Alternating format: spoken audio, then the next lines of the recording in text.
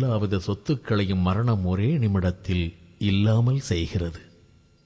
பிறகு நான் பல தடவை குளியலறையில் ஒழுகிப் போனேன். உயிரினங்களின் உடலிலிருந்து வரும் திரவத்தின் துளிகளோடு சேர்ந்து. பிறகு தெய்வீக அருளால் ஒரு தாயின் கருவறை கிடைக்கிறது. கடவுளின் கிருபையினால் மனிதப் பிறவி கிடைக்கிறது குருவே. கொஞ்சம் ஒழுக்கமான சிந்தனை, அதனால் சத் சங்கம் கிடைத்தது. ஒரு சின்ன கீற்று போன்ற விவேகம் கிடைத்தது குருதேவா. ஆயுள் வீணாகிவிட்டது. மனு மகாகுருவோ இஷ்வாகு ராஜாவின் ஞானத் தெளிவையும் விவேகம் நிறைந்த பேச்சையும் கேட்டு எல்லையற்ற மகிழ்ச்சி அடைந்தார். மன்னா, மந்தமான புத்தியற்ற மூடர்கள் மட்டும்தான் இந்த உலகத்தில் சுகத்தை தேடுவார்கள். இந்த உலகத்தை துக்காலயம் என்று சொல்லலாம். பால் இருக்கும் இடம் பாலாலயம், மருந்துகள் இருக்கும் இடம் மருந்தாலயம், நிறைய புத்தகங்கள் இருக்கும் இடம் புத்தக ஆலயம். அதேபோல எங்கே துக்கங்கள் அதிகமோ அதை துக்காலயம் என்று சொல்லலாம். இப்படி துக்கம் நிறைந்த உலகத்தில் புத்தி இல்லாதவன் சந்தோஷமாக இருக்க விரும்புகிறான். துக்கம் ஏன் வருகிறது? மனத்தெளிவை அடைவதற்கு. துன்பம் தீர்க்கும் ஹரியின் தாளைக் காண்பதற்கே துக்கம் வருகிறது.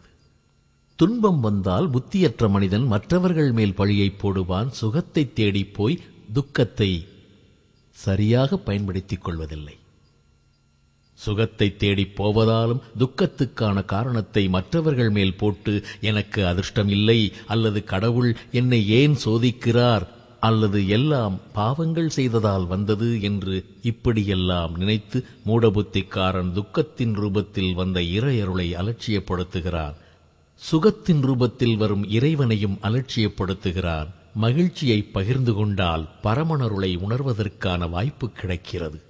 துக்கத்தால் வருத்தமடையும் போது துக்கத்தின் காரணங்களைப் பற்றி யோசிக்க வேண்டும். துக்கம் ஆசையினால் வருகிறது, சுயநலத்தால் வருகிறது. உடலின் மேல் பிரியம் வைத்திருந்தால் மரணத்தால் துக்கம் வரும். புகழ்ச்சியில் நாட்டம் இருந்தால் நிந்தனை துக்கத்தை தரும். இன்பங்களில் ஆசை இருந்தால் இழப்பது துக்கத்தை தரும். ஆனால் ஆன்மாவின் மேல் பற்றியிருந்தால் பிறகு இன்பங்கள் வந்தாலும் சரி, போனாலும் சரி, பாராட்டு கிடைத்தாலும் சரி, நிந்தனை கிடைத்தாலும் சரி, மெய்யுணர்வில் ஆழ்ந்து போன மனிதனை யார்தான் வேதனைப்படுத்த முடியும்?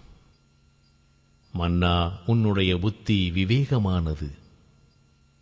சத் சங்கத்தினால் தான் விவேகம் வருகிறது. சொத்து, செல்வம் அல்லது எட்டு படிப்பினால் மட்டும் வரப்பிரசாதமான விவேகம் கிடைத்து விடாது.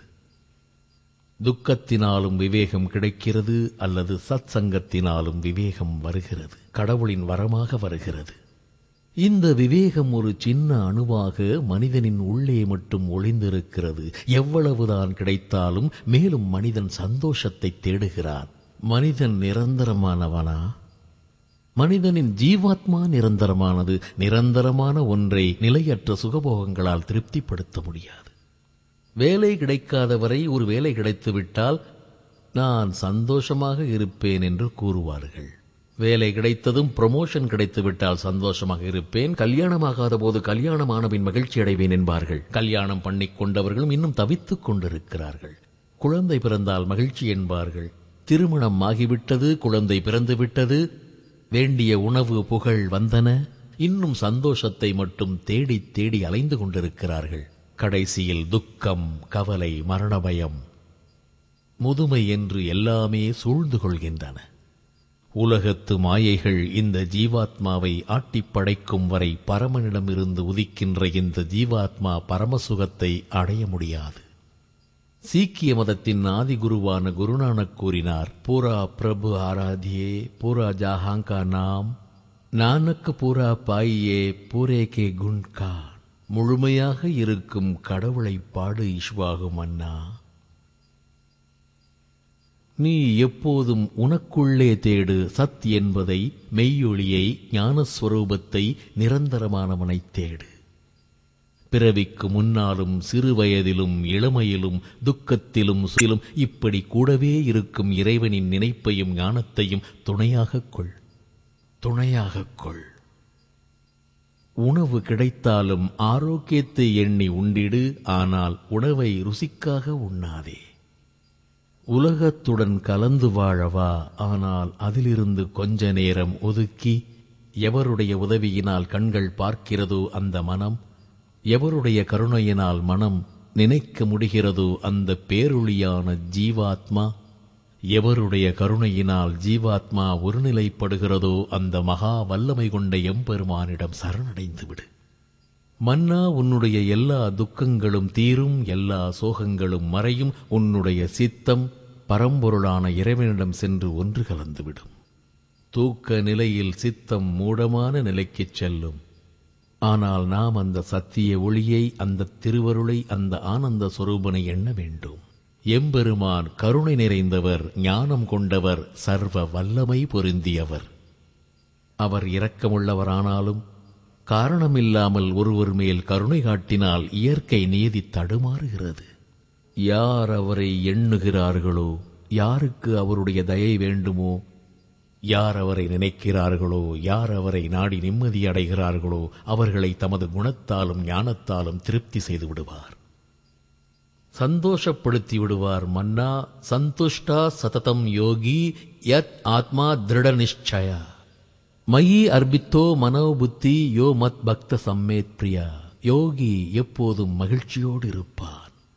ஆனால் போகி மகிழ்ச்சியோடு இருக்க மாட்டான். போகி எவ்வளவு அனுபவித்தாலும் இன்னும் இன்னும் என்பான். அனுபவிப்பதற்கு முன்னால் எந்த நிலையில் இருந்தானோ அனுபவித்த பிறகும் அதைவிட மோசமாகி விடுவான். மந்த நிலை, களைப்பு, அந்த மகிழ்ச்சியை தந்த பொருளும் அழிந்து விடுகிறது. ஆனால் யோகி பரம்பொருளை எண்ணி வழிபடும் போது முன்பிருந்ததை விட மேன்மையான நிலைக்கு வருகிறான். பயமற்றவனாகிறான், வேதனையற்றவன் ஆகிறான். திவ்யமான பல சத்துக்கள் உற்பத்தியாகின்றன, ஆரோக்கியத்தின் அணுக்கள் உருவாகின்றன. நல்ல புத்தி நிலைக்கிறது, பரோபகாரம் செய்யும் எண்ணம், உத்வேகம் பிறக்கிறது.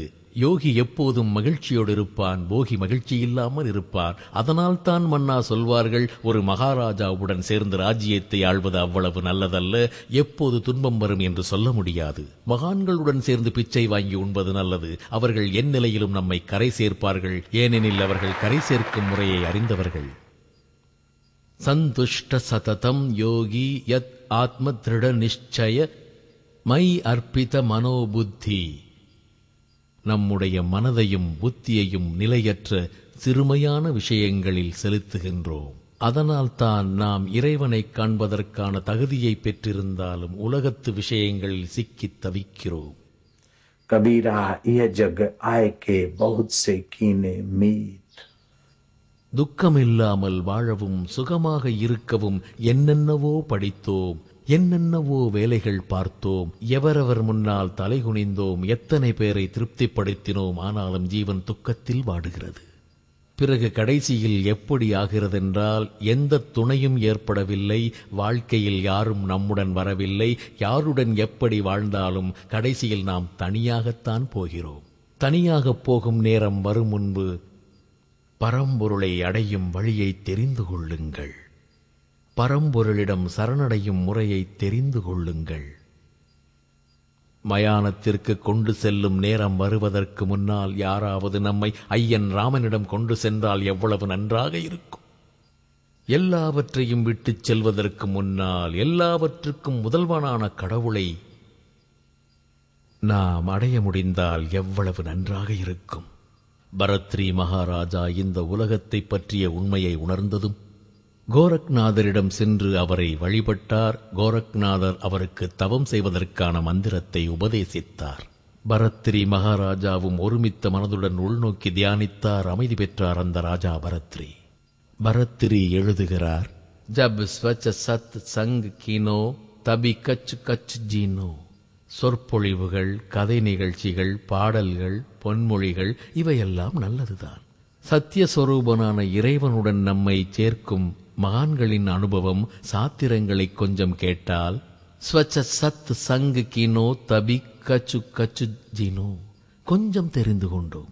எதை அவர் சொன்னார்? மூடத்தனத்தை அறிந்தோம். நான் முட்டாளாக இருந்தேன் என்று இப்போதுதான் தெரிகிறது. மிகவும் அழகான ராணி இருக்கிறாள். சொற்படி நடக்கும் கூட்டங்கள் உள்ளன. நான் மாபெரும் சக்கரவர்த்தி, சுகபோகமாக வாழும் ராஜா. ஆனால் நான் யார் என்று தெரியவில்லை. அழியப் போகும் உடலை நான் என்று நம்பியிருந்தேன். அழியப் போகும் பொருட்களை என்னுடையது என்று நினைத்திருந்தேன். அவற்றுடன் வாழ்ந்து என் வாழ்க்கையை வீணாக்கிக் கொண்டிருந்தேன். ஜப் ஸ்வச்ச சத் சங் கீனோ தபி கச்சு கச்சு ஜீனோ. ராஜா பரத்ரி எழுதினார். எனக்கு என்ன தெரிந்தது, நான் முட்டாளாக இருந்தேன் என்று